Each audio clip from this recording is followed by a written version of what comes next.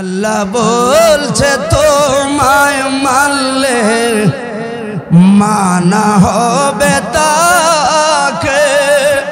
নবী গো আসপারার 9 পৃষ্ঠার দলিল ঘোষণা কোরআনে। যে চিনেছে সে পেয়েছে ধন্য তার জীবনে। নবী গো জবান খুলে বলেন ইয়া রাসূলুল্লাহ।